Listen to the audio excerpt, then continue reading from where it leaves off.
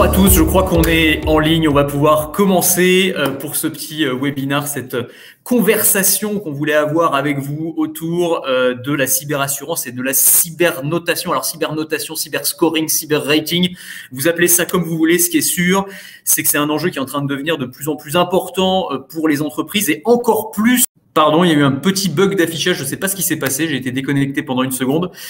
Donc je vous le disais, on va parler de cyberscoring pendant les 45 minutes qui nous sont imparties. Je me présente rapidement, je m'appelle Anthony Morel, je suis journaliste tech sur BFM Business, BFM TV et RMC. Je sais que depuis quelques mois, j'allais dire, mais depuis presque 2 ans, depuis le début de la crise sanitaire, là, vos nerfs sont mis à rude épreuve. Je sais qu'il y a beaucoup de DSI, de RSSI parmi ceux qui nous suivent aujourd'hui.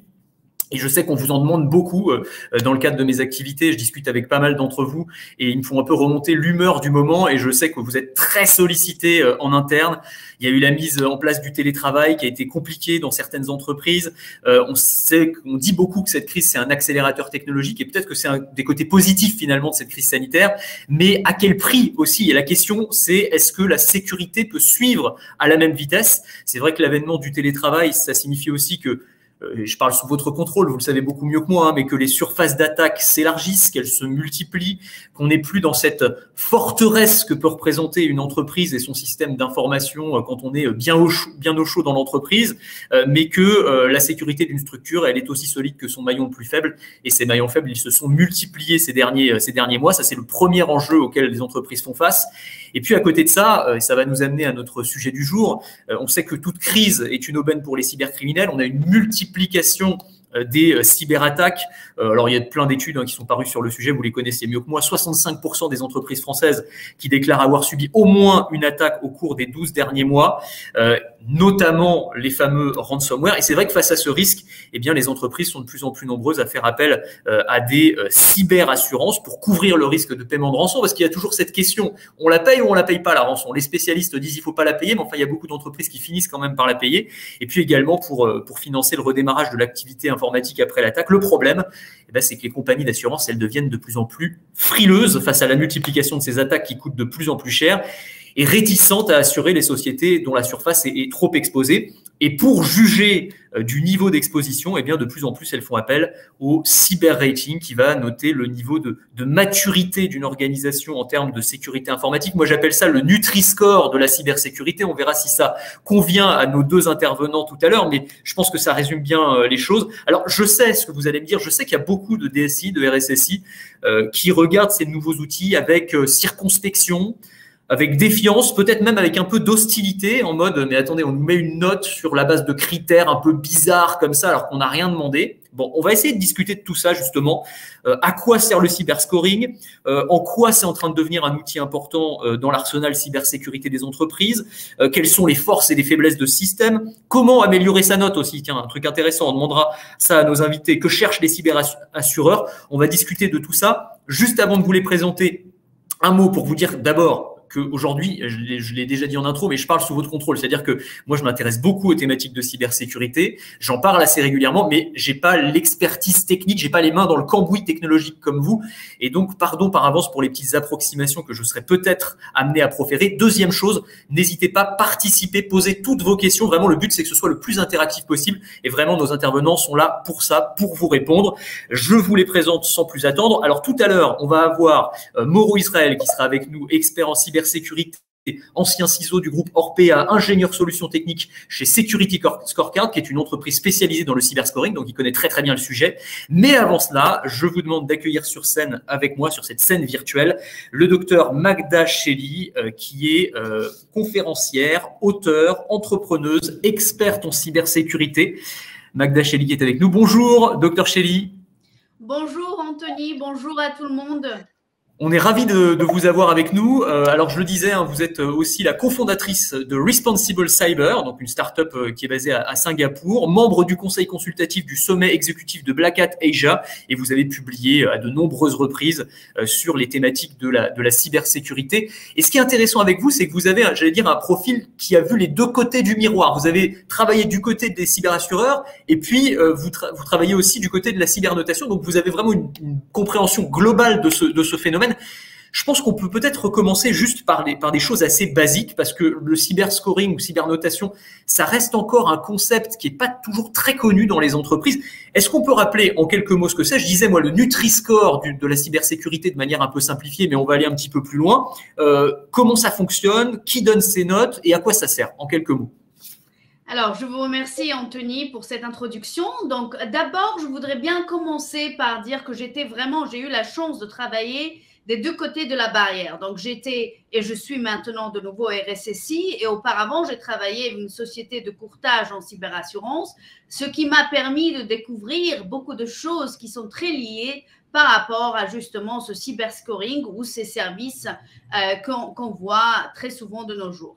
Alors, je voudrais d'abord commencer par expliquer un autre sujet. Avant de venir sur la définition de ces produits qu'on utilise, je voudrais revenir sur l'aspect de la cyberassurance. Pourquoi? Parce que cet aspect-là, ou ce produit qui est assez innovant, est devenu un produit intéressant pour tout le monde et qui justement fait appel aux produits de cyberscoring.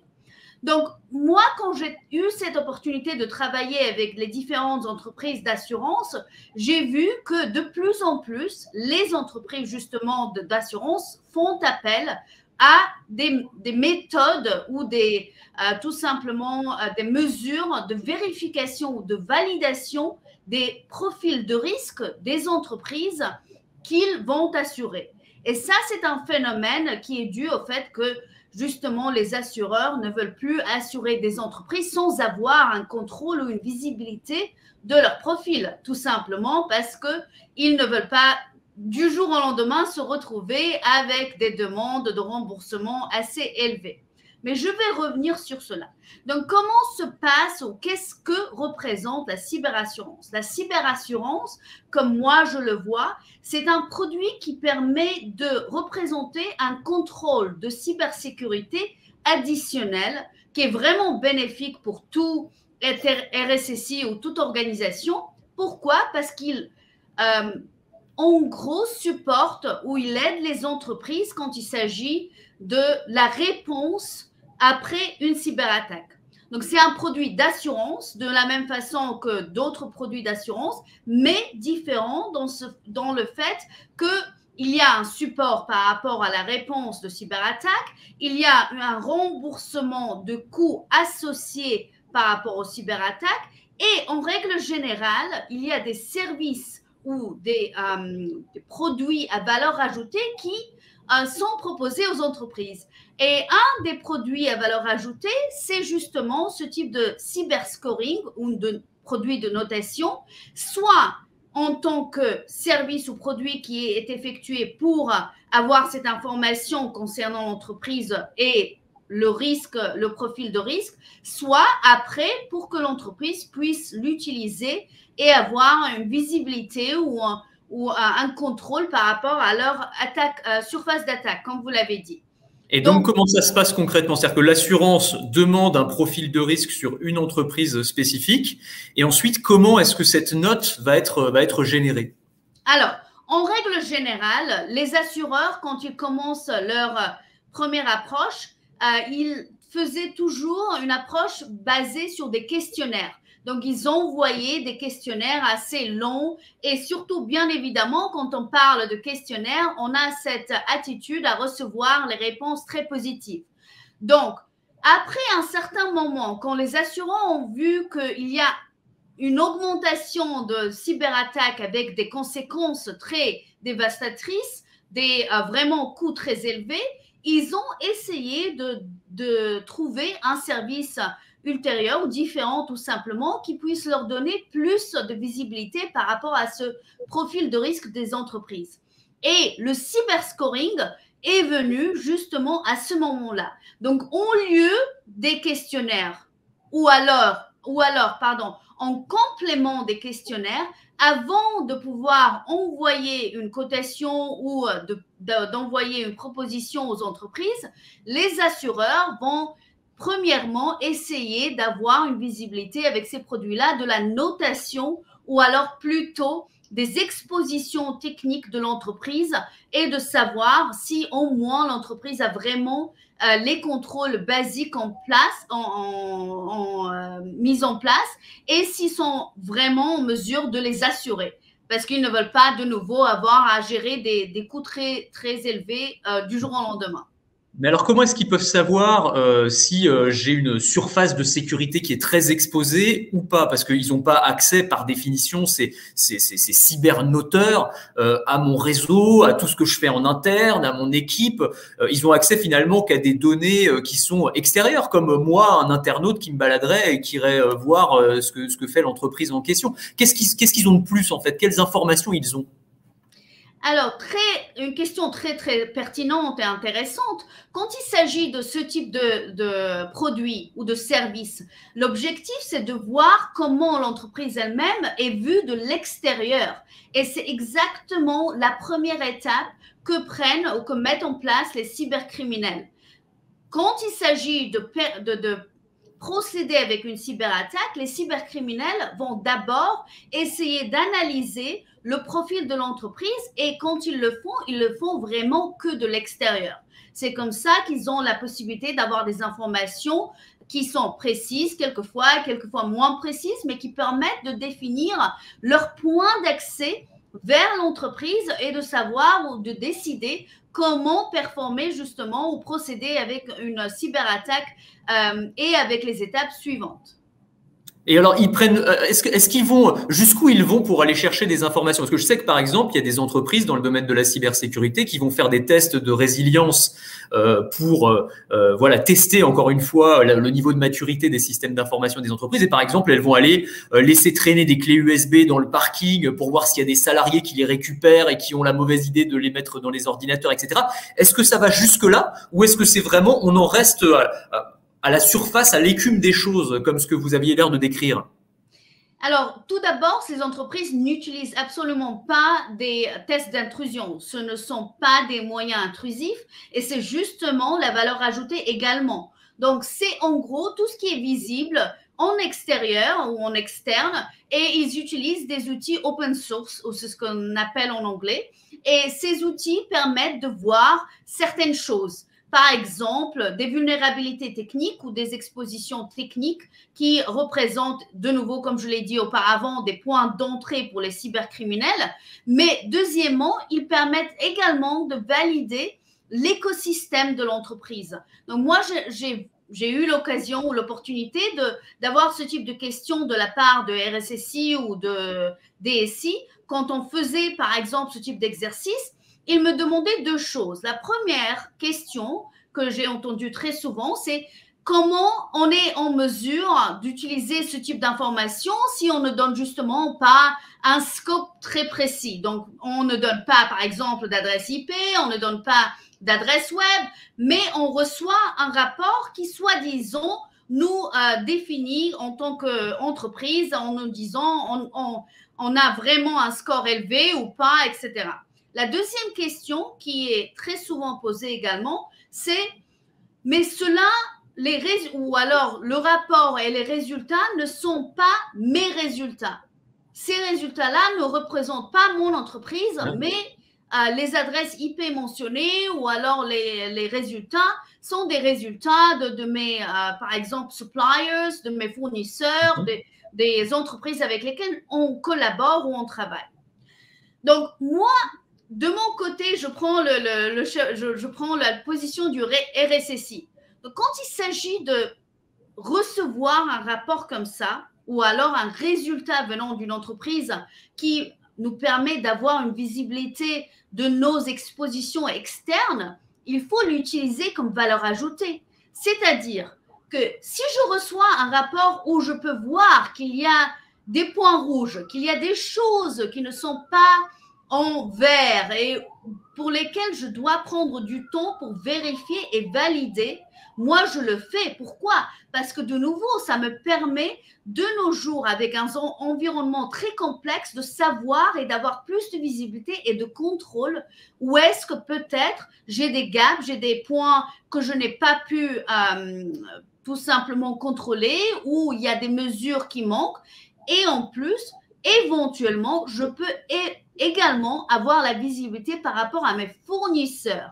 Et ça, très souvent, ce que j'ai vu, c'est par exemple quand il s'agit justement du cloud, j'ai eu des cas où des entreprises travaillaient avec des fournisseurs et elles ont reçu des résultats qui mentionnaient justement un niveau très bas de sécurité de certains sites web, de certaines web applications. Et cela, bien évidemment, leur a permis d'adresser ce type de problème rapidement et de discuter avec le fournisseur. Parce que à la fin, le risque revient toujours à l'entreprise. Le risque n'est pas le risque des fournisseurs. Mais vous comprenez quand même que, alors je comprends la logique, c'est voir le verre d'eau à moitié plein, comme on dit. Et effectivement, vous avez raison de le montrer d'une manière positive. Mais je me mets à la place des DSI, des RSSI qui nous suivent aujourd'hui et qui voient ça comme une forme d'intrusion finalement sur l'air de, on nous donne une note qui vient d'en haut, comme ça, il y a un côté très arbitraire, un truc qui nous tombe dessus. Et en plus, comme vous le dites, c'est pas seulement ma note, celle de mon entreprise, c'est aussi mes fournisseurs. C'est-à-dire que je vais me faire saquer parce que eux ont une mauvaise sécurité. C'est quand même très dur. Alors, comme vous le présentez comme ça, Anthony, peut-être. Mais alors, moi, je vais vous poser une question. Est-ce que vous pensez que les cybercriminels vous posent la question s'ils peuvent voir vos points faibles? Non.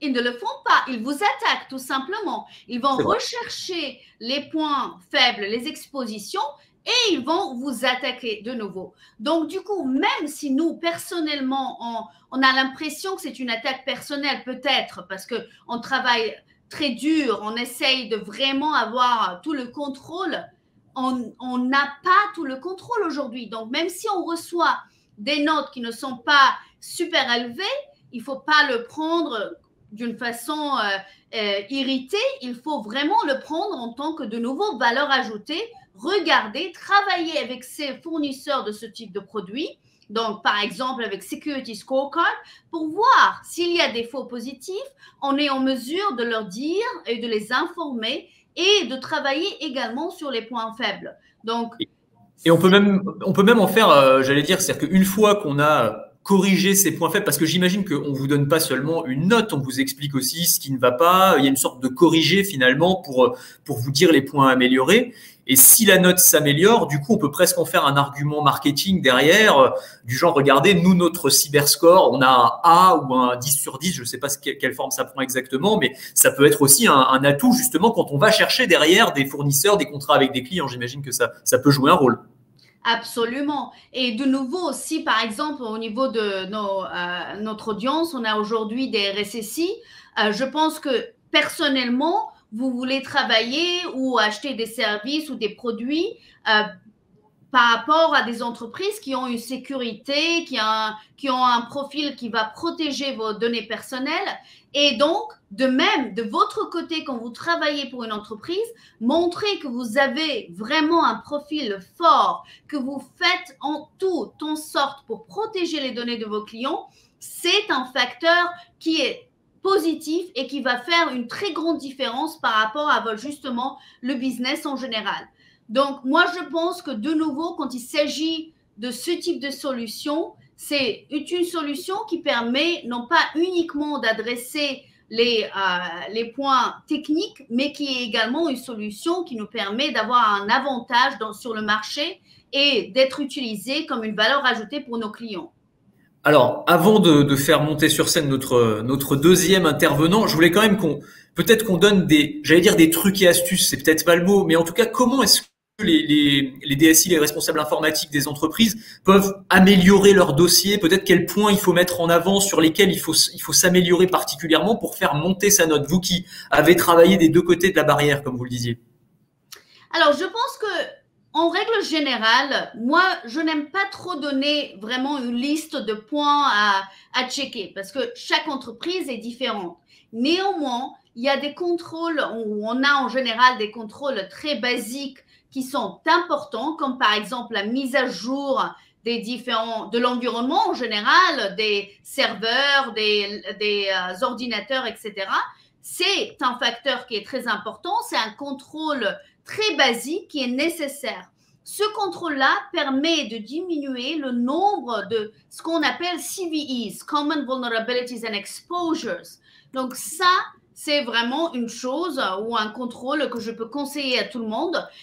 En effectuant ce type d'exercice avec des outils comme celui de Security Scorecard, on peut également avoir plus de visibilité. Par exemple, on est en mesure de voir si on a oublié certains périmètres, surtout de nos jours. On parle plus de périmètres bien précis comme on l'avait vu auparavant avec des bureaux et 4 murs. On parle d'employés qui travaillent un petit peu partout.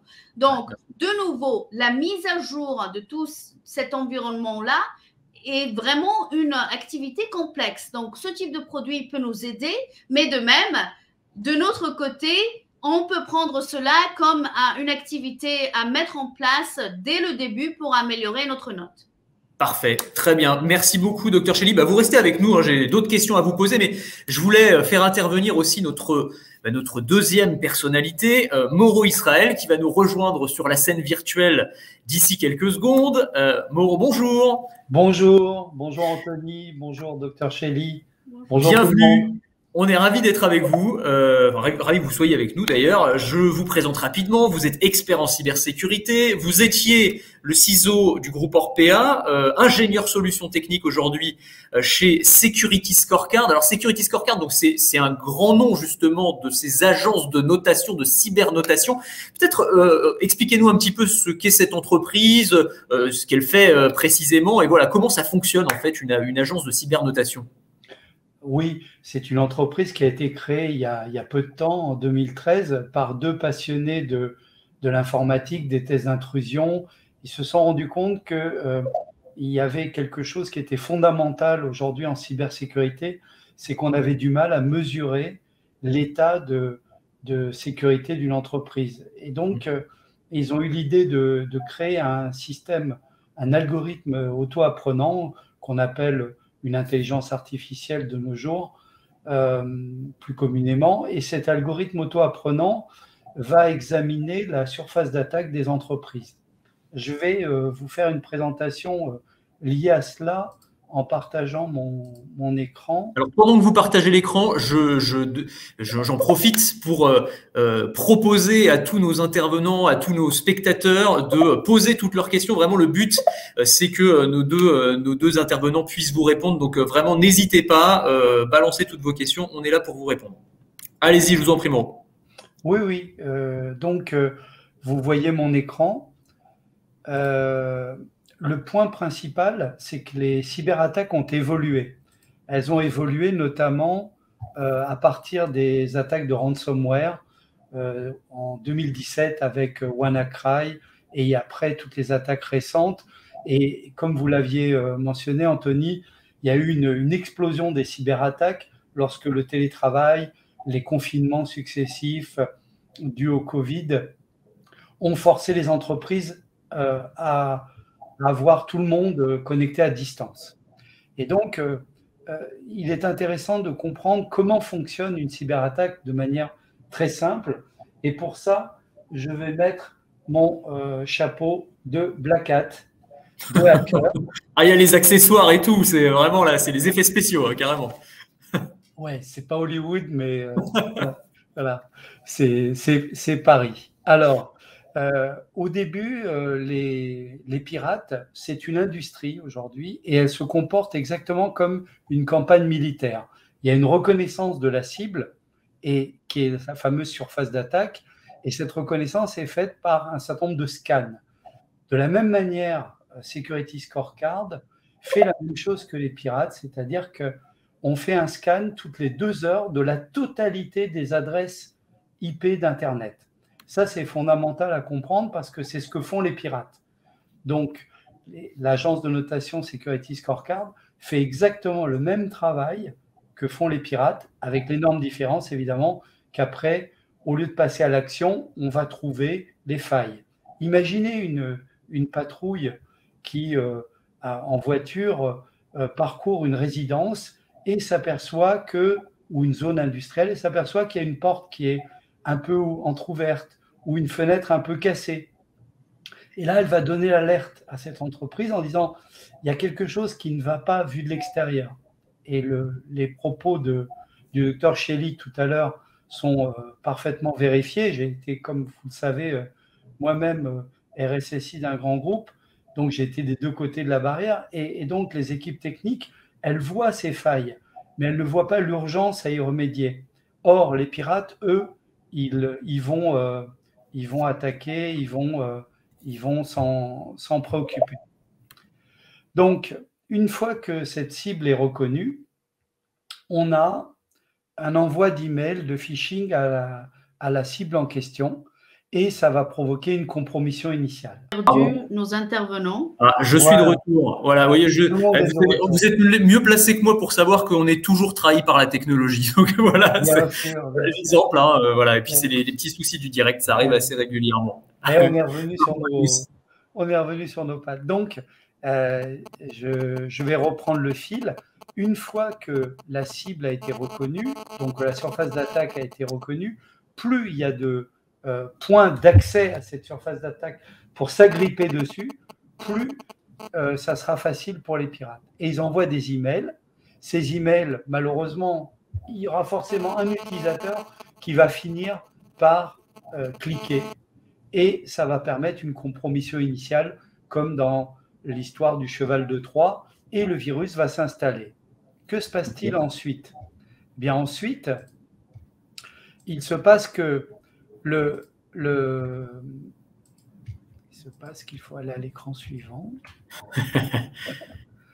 Voilà. Alors, peut-être, c'est juste pour revenir sur la question de l'agence de cybernotation et comment ça fonctionne. Est-ce que vous pouvez nous expliquer concrètement comment ça se passe? Alors, est-ce que c'est une note, c'est une lettre? Quelle forme ça prend exactement? Et encore une fois, on va revenir aux critères qui sont pris en compte juste après. Eh bien, voilà, ça y est, j'ai réussi à passer à l'écran suivant. Pardon. Ah, je vois que vous avez des petits graphiques avec les lettres, là, ça me plaît bien, ça. Oui. On va regarder ça. Donc, une fois qu'on a élaboré cette surface d'attaque, là, on passe côté défenseur, les white hats. Et ces white hats, ils vont s'appuyer sur une notation. Et cette notation, ce sont des lettres façon les lettres américaines de A à F. Il n'y a pas de D, d'ailleurs, il y a A, B, C, D ou F. F comme fail, qui est la plus mauvaise note. Et puis, une note de 0 à 100 qui accompagne ce code couleur et ces lettres. Donc là, c'est pas génial. Là. C'est celle que vous nous montrez, là, je ne sais pas ce que c'est, mais c'est government. Ouais, c'est une entité publique quelque part dans le monde. Elle n'est pas top. Il y a le verre est à moitié plein, il y a des facteurs d'amélioration, on va dire. C'est ça. Et donc ça veut dire que par exemple une entreprise là, ou une agence gouvernementale comme celle-ci, elle va payer sa police d'assurance beaucoup plus cher ou l'assureur ne voudra pas l'assurer parce qu'il a un F. Enfin c'est quoi? Quelle est la limite justement? Enfin c'est à partir d'une certaine lettre, il n'y a plus d'assurance possible. Comment est-ce que ça fonctionne? Oui. Aujourd'hui, les cyberassureurs s'appuient très souvent sur un seuil qui est le score de B. Et oui, B. Le trait bleu. Et pourquoi? Parce que le score de A ou B, statistiquement, par rapport à un score de F, représente beaucoup moins de risques pour le cyberassureur. Et donc, ils ont ce seuil-là qui… Et ça représente quel pourcentage des entreprises qui sont à A ou B, donc qui sont assurables, du coup? Oui. Alors, ça représente… c'est une courbe de Gauss. Et donc, il y a environ 31% des entreprises qui sont à la lettre A, 36% à la lettre B, donc il y a environ 67%, c'est-à-dire les 2 tiers des entreprises qui correspondent à ces critères-là d'assurabilité. Ah oui. Bien entendu, il faudrait que l'entreprise en question atteigne ce score. Bien sûr. Et alors, les tests sont réalisés tous les combien? Parce que j'imagine qu'une fois qu'on a eu sa note, effectivement, il y a des entreprises qui vont vouloir s'améliorer parce qu'elles ne veulent plus être à C et elles voudraient bien pouvoir être assurées. Derrière, le deuxième test, il est fait dans quel intervalle? Alors, les tests sont effectués sur Internet et remplissent la base de données toutes les 2 heures. Ah oui, c'est toutes les 2 heures. Ah oui, d'accord. Donc, okay. Voilà. Donc, le rafraîchissement est extrêmement rapide. Ça, c'est un argument par rapport aux tests d'intrusion ou à d'autres mécanismes de vérification de la surface d'attaque, parce qu'un test d'intrusion, on va le faire une fois tous les mois, tous les 3 mois. Là, on a quelque chose qui est rafraîchi en temps réel, et donc on a une évolution historique de sa surface d'attaque quasiment en temps réel, ce qui permet d'alimenter les équipes, ce qui permet d'alimenter également les différentes parties prenantes de cette amélioration continue. Alors, Mauro, et puis peut-être Dr Shelley voudrait réagir aussi, mais on va pas se mentir, je vais me faire un peu l'avocat du diable, mais on sait bien qu'il y a une forme de défiance envers ces outils aujourd'hui de la part des entreprises, et notamment des RSSI, sur le mode, ces algorithmes, ce sont des boîtes noires, les critères de notation qui sont pris sont opaques, on ne sait pas comment ça fonctionne. Qu'est-ce que vous répondez à ces attaques-là qu'on voit régulièrement sur Internet et dans la bouche des RSSI?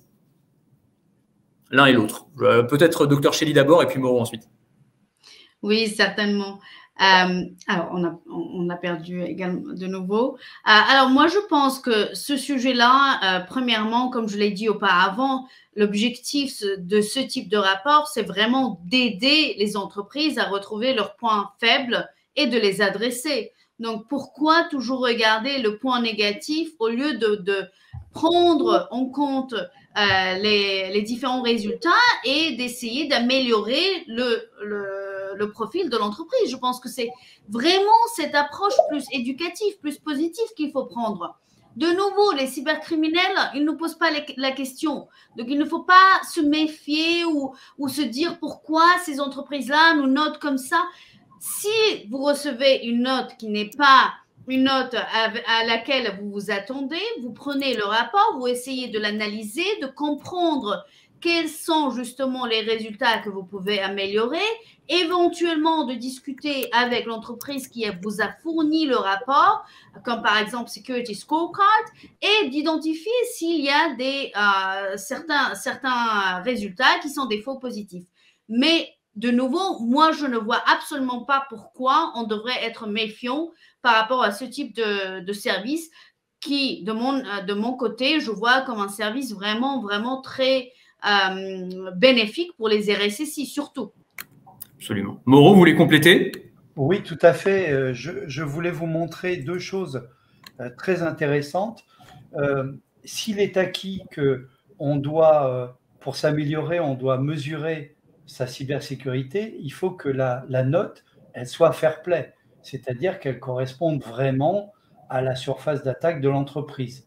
Il y a donc 2 choses à vérifier et à nettoyer pour que cette note, elle soit valable. Évidemment, j'ai masqué là les domaines et les adresses IP en question parce que ce sont des vraies entreprises dont on parle.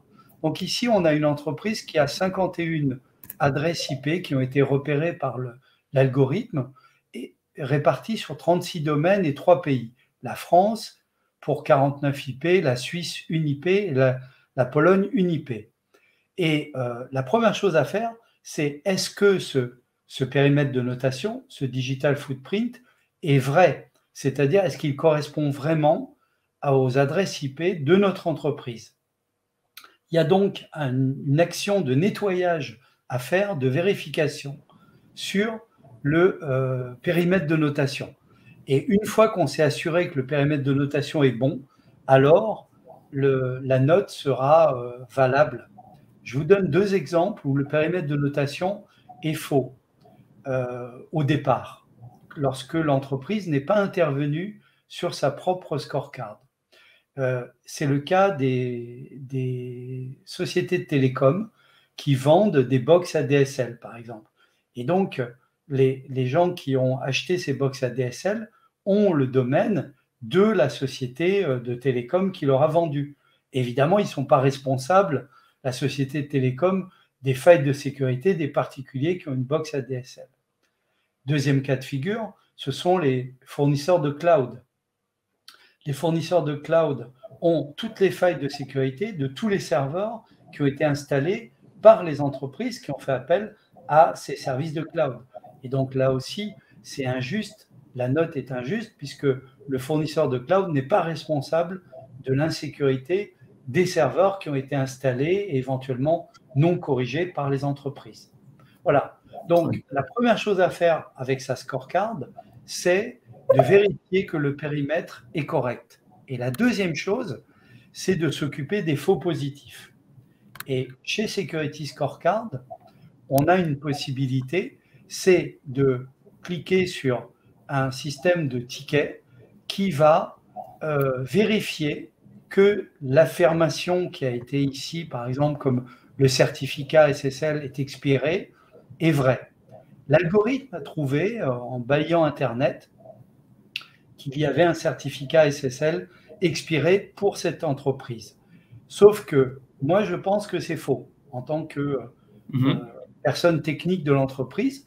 Et donc, je peux cliquer sur ce faux positif d'après moi et ça va déclencher automatiquement un ticket chez Security Scorecard et nous avons un engagement de réponse sous 48 heures et de rectification sous 48 heures. Et là où c'est fantastique, c'est que vous n'avez pas besoin d'être client de Security Scorecard, puisque ce sont des données publiques, pour demander cette rectification à Security Scorecard. Autrement dit, la bonne nouvelle, c'est que vous soyez client ou pas, que vous payez ou pas, vous avez accès à votre scorecard en tant qu'entreprise et vous avez accès à la rectification de votre score si vous estimez que ce n'est pas bon. D'accord, c'est intéressant effectivement. Alors il y a un autre point que je voulais évoquer, c'est le fait que les cas d'usage finalement dépassent celui de la cyberassurance, que cette cybernote, ça peut être aussi quelque chose d'intéressant, y compris en interne, c'est-à-dire en termes de communication, y compris d'ailleurs pour faire passer un message à la direction générale. On sait bien que parfois la conversation n'est pas toujours évidente entre les RSSI et l'administration et la direction d'une entreprise. Là, on va dire, on a une note avec un gros truc rouge qui clignote pour dire il y a quelque chose qui ne va pas, il faut lancer un plan de transformation numérique qui vaille le coup, etc. Ça peut être aussi un outil intéressant. Tout à fait, c'est un déclencheur incroyable dans la communication. La cyberassurance et le fait d'obtenir cette note est une sorte de déclencheur pour les comités de direction, pour les comités exécutifs. Et on voit aussi que c'est un outil, le docteur Shelley en tant que RSSI peut témoigner, et moi aussi, c'est un outil fantastique de communication avec les directions générales, parce que les directions générales, elles ne comprennent pas les certificats SSL. Et donc, ce qu'elles comprennent, c'est qu'on a une bonne note ou on a une mauvaise note. Elles comprennent que quand c'est en rouge, ça ne va pas. Ah, c'est et ça. on ne peut pas leur demander d'être des experts dans un domaine, sinon il faudrait qu'ils soient experts dans tous les domaines. Et puis, le docteur Shelley le disait aussi dans la première partie, mais c'est aussi intéressant pour jauger son écosystème fournisseur. Alors, celui de sa propre entreprise, mais ça peut être aussi celui d'une entreprise, par exemple, qu'on veut racheter. Enfin, dans le cadre de fusion-acquisition, c'est aussi un outil d'audit assez intéressant. Tout à fait, tout à fait. On peut s'en servir pour jauger également des concurrents que l'on a sur un marché, voir si on est moins bien ou mieux qu'eux en cybersécurité. On peut s'en servir pour préparer des fusions-acquisitions. Et souvent, on rachète des sociétés et on fait très attention au niveau financier. Et puis, on se retrouve avec un système informatique, on va dire, obsolète. Et les équipes informatiques, elles pestent parce qu'on aurait dû intégrer cette vérification dès le départ, au moment du data room, au moment où on était en train de discuter de l'acquisition de l'entreprise. Et puis, évidemment, les tierces parties, alors là, c'est fondamental. Les 2/3 des cyberattaques qui ont fonctionné depuis 3-4 ans sont directement liées à la défaillance d'un fournisseur avec qui on avait un échange numérique. Ah ouais, ça c'est un chiffre effectivement qui interpelle. Alors c'est intéressant. Alors on arrive quasiment au terme de cette petite présentation. on avait prévu une session de questions-réponses, mais il n'y a pas beaucoup de questions qui arrivent, donc c'est pas grave. Moi, je vais continuer. J'en ai plein à vous poser, évidemment. Mais si vous en avez, amis, spectateurs, viewers, n'hésitez pas. Nos intervenants sont là pour répondre à toutes vos questions. Est-ce qu'on pourrait étendre ce système de cybernotation, par exemple, pour des outils de conformité RGPD? On en parle beaucoup en ce moment. Est-ce que ça pourrait faire partie aussi du cadre de cette cybernotation? Tout à fait.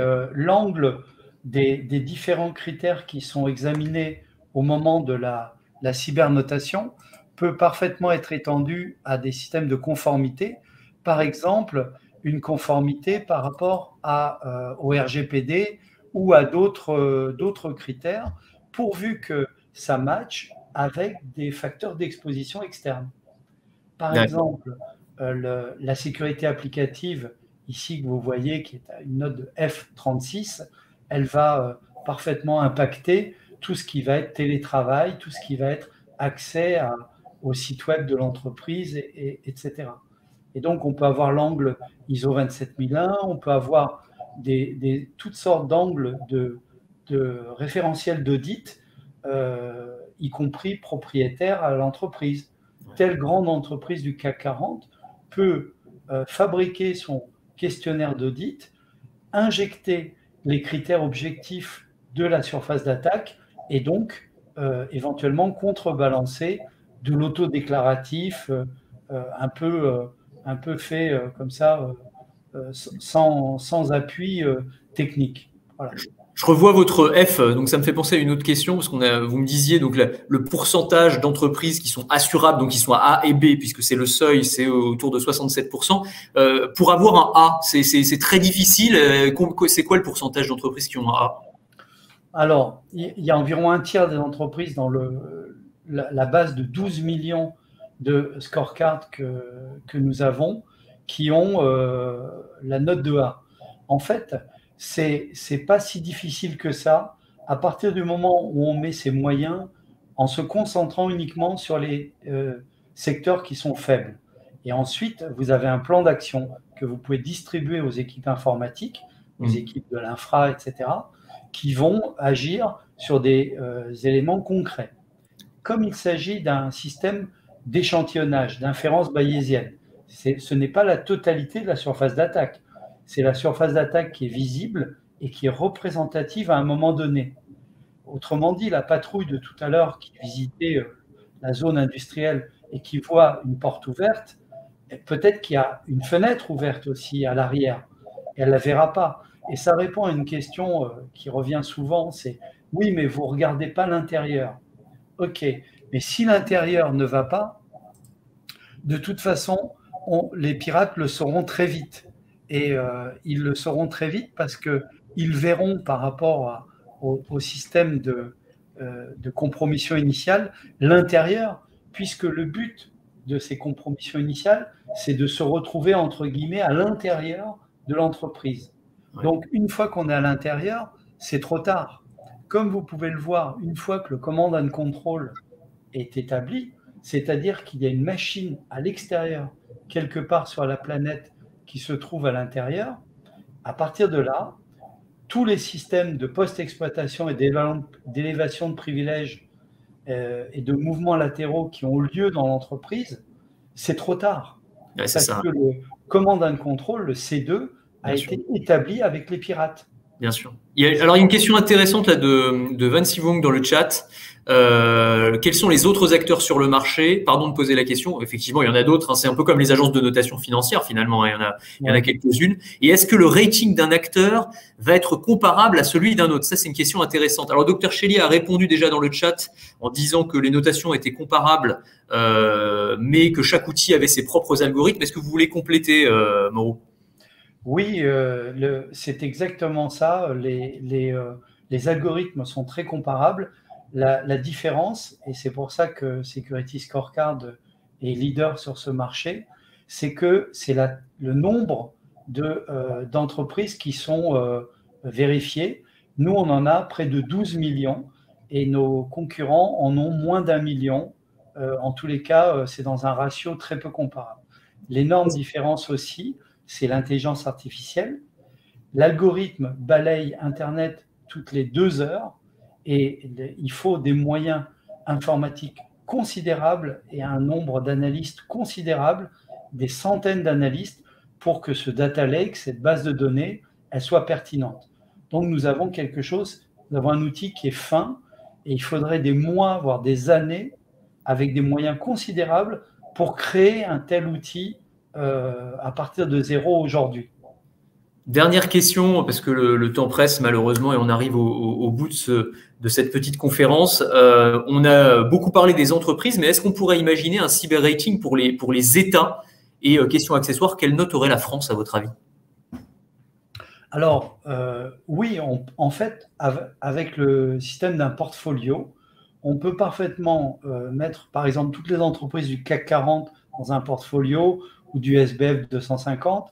On peut également mettre un État à partir du moment où on prend tous les ministères, en fait, tous les domaines exposés de cet État, par exemple, tous les .gouv.fr pour la France, et on peut parfaitement faire un benchmark, une catégorisation, un état d'exposition.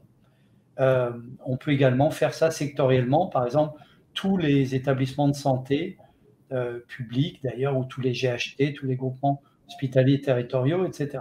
Donc, on peut parfaitement faire des systèmes comparatifs. Il serait pertinent. Quelle note aurait l'État? C'est tellement vaste, c'est comme une grande entreprise, qu'en fait, il y aurait des A et il y aurait des F. Ouais, c'est ça. Ouais, c'est compliqué. Oui, bien sûr, bien sûr. Ouais. Non, mais absolument. Alors, il y a une dernière question dans le chat de Yann Faro. Est-ce que les acteurs de ce marché travaillent à définir une norme commune? Question intéressante aussi. Peut-être pour Moreau, comme vous êtes vraiment dans le cœur de la machine. Alors, une norme commune, en fait, il y a des normes en cybersécurité, évidemment, comme ISO 27001 et des référentiels communs à tout le monde. Il y a également des référentiels en France, comme le SecNum Cloud, pour la sécurité numérique du réseau en nuage. Et donc, on pourrait parfaitement, au niveau national ou au niveau européen, préparer un standard de notation qui serait applicable à l'ensemble des entreprises. Évidemment, avec nos concurrents, il n'y a pas forcément de telles possibilités, chacun ayant son algorithme et ses critères de notation. Mais quand il y a des clients de Security Scorecard qui ont d'autres sociétés comme on fait pour les pentests, on prend deux sociétés de pentest, deux sociétés de tests d'intrusion pour vérifier que les choses sont à peu près cohérentes. Et c'est très, très, très proche. Tous les retours que j'ai de clients de Security Scorecard qui ont un concurrent de notre entreprise nous disent on trouve à peu près la même chose. Évidemment, un petit clin d'œil, je vais dire que chez nous, ils trouvent des choses un peu plus fines et notamment dans les attributions de domaine, des choses qui les ont surpris et qu'ils auraient trouvé autrement dans du Shodan, c'est-à-dire des gens qui avaient installé des systèmes d'information à leur insu, du Shadow IT. Et donc, on est un peu plus fin sur le Shadow IT que nos concurrents. Ah, c'était une petite page, petit clin d'œil commercial. Voilà. Et on va pouvoir s'arrêter là. Magda Chély, si vous aviez un mot pour conclure, et puis on va terminer parce qu'on est au bout du temps malheureusement. Je pense que de nouveau, moi, mon message, c'est vraiment d'utiliser ce type de produit et de service et d'une manière positive et comme un service à valeur ajoutée qui nous permet également de valider notre inventory of assets. J'ai oublié le mot en français, désolé, mais vraiment, ça nous permet de voir si on n'a pas oublié, par exemple, certains services que nous avons, certaines adresses IP. Donc, il y a beaucoup plus de choses qu'on peut avoir avec ce type de produit que juste le prendre en tant que complément pour la cyberassurance. Et ça, c'est mon message clé. Après, de nouveau, juste pour revenir à cette question par rapport à une norme commune. Quand on parle de normes communes, bien évidemment, on parle de plusieurs pays qui doivent se mettre d'accord également parce que du coup, on devrait avoir une loi qui qui nous permet de reconnaître une norme commune. Et ça, ce n'est pas une tâche triviale. Ça va prendre beaucoup de temps. On a déjà beaucoup de problèmes aujourd'hui avec tout simplement les cybercriminels et justement les mettre en prison, je vais dire, avec des mots simples. Bon, bah parfait. Bah, merci beaucoup à tous les deux. Merci, Dr Shelly, merci, Mauro Israël, d'avoir été avec nous. Merci à tous de nous avoir suivis. Pardon pour les petits problèmes de connexion. Je pense que la cybernotation de la connexion, c'est F, clairement. Mais la cybernotation de nos invités, c'est A, clairement aussi. Donc, ça doit compenser. On doit avoir une bonne note globale, j'espère en tout cas. Merci de nous avoir suivis. À très bientôt pour de nouveaux événements autour de la cybersécurité. À très bientôt. Au revoir. Au revoir. Merci beaucoup. Au revoir.